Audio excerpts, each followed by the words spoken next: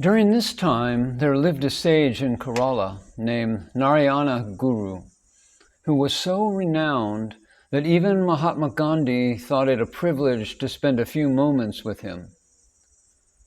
This sage rarely went anywhere. In fact, other saints came to him to pay their respects.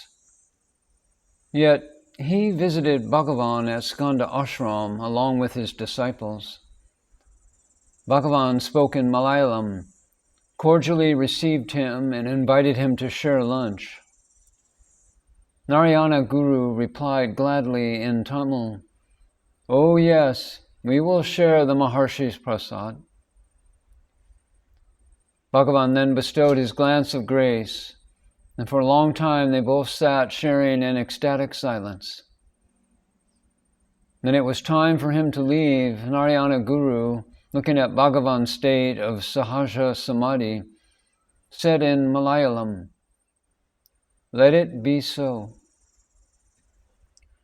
This statement was interpreted as a prayer for Sahaja Nishta.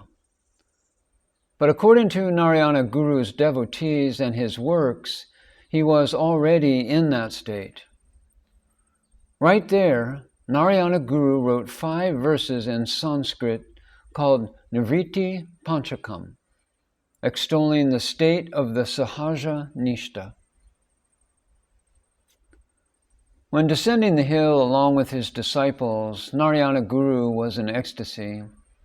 He turned to his disciples and declared joyfully, "The Maharshi is a Raja Sarpam, a king cobra." In the Hindu religious spiritual parlance, saints are often referred to as sarpams or cobras. Narayana Guru, a saint himself, did not categorize Bhagavan as yet another cobra. Instead, he gave Bhagavan the exalted status of a king cobra. This truth emanated from his heart. He summoned 2 of his disciples, one a wealthy man and the other an erudite scholar, and said these beautiful words. Maharshi's spiritual state is such that even a single glance from him is enough to liberate anyone. Now he remains unknown to the world, like a lamp hidden in a pot. He should be recognized so that his spiritual treasure is plundered by many seekers.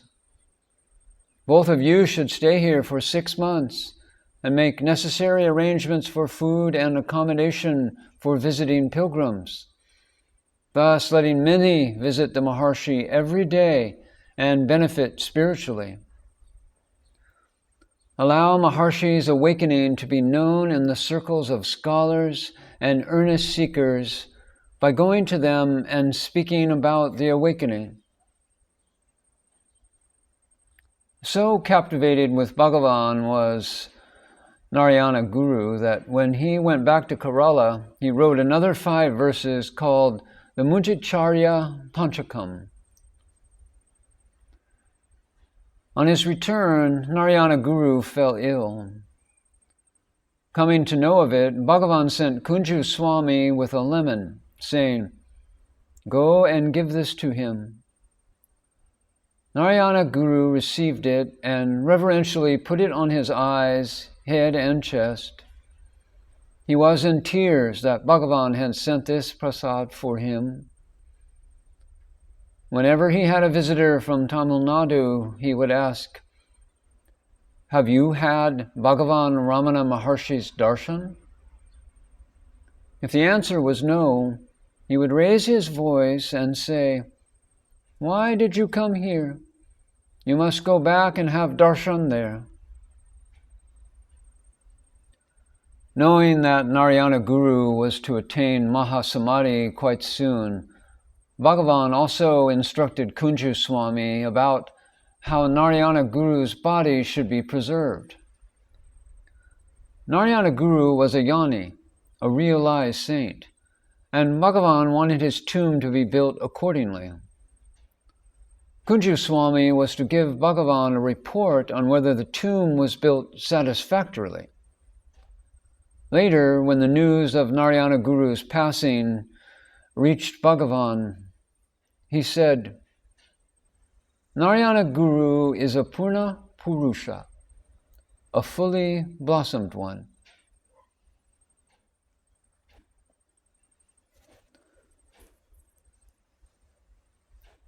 Kunju Swami said that Bhagavan was very natural and spontaneous with him.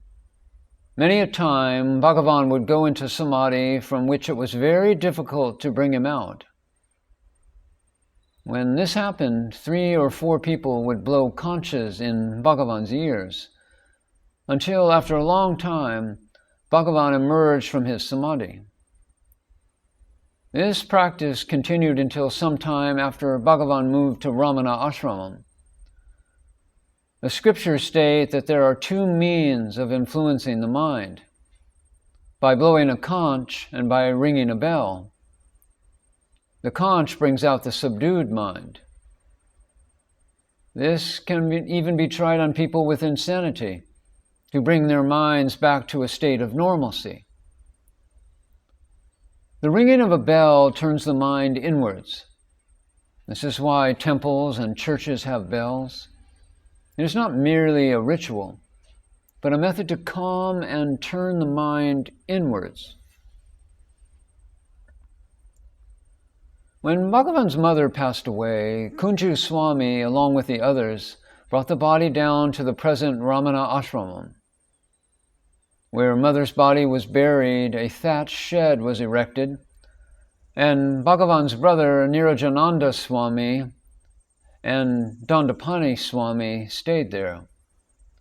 Sometimes they would get together ingredients for dosas and send word to Kunju Swami to stay over and eat dosas with them the next morning. Such fresh preparations were considered a luxury in Skanda Ashram. They would send some for Bhagavan as well. Kunju Swami would wake up early, join them, and begin to wash the vessels. One day, a person wrapped in a cloth stood behind him and asked, "Is there any food for a guest?" Kunju Swami turned around and saw that it was none other than Bhagavan, joking with him. Kunju Swami replied respectfully, "Bhagavan, you have come at the right time. We are making dosas. Please stay here." There was another lady who began her daily routine only after Bhagavan's darshan.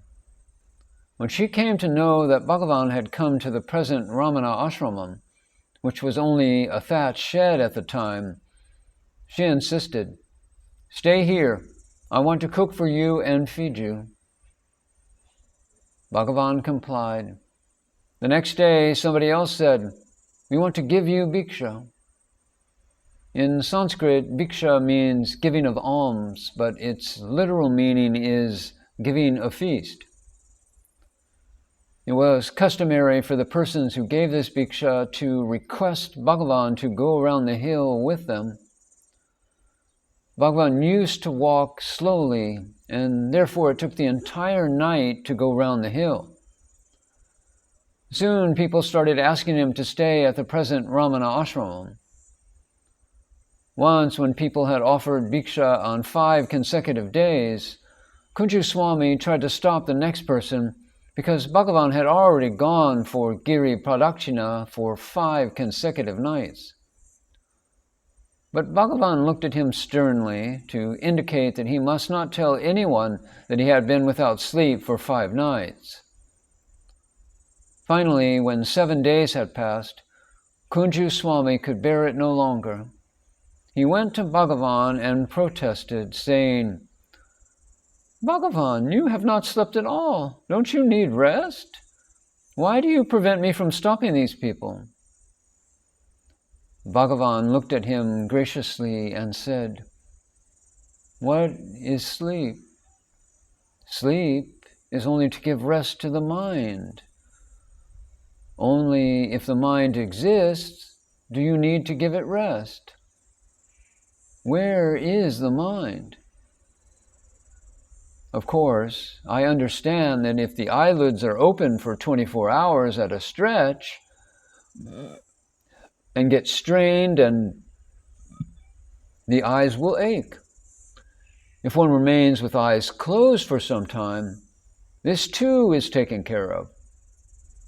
Therefore, where is the problem?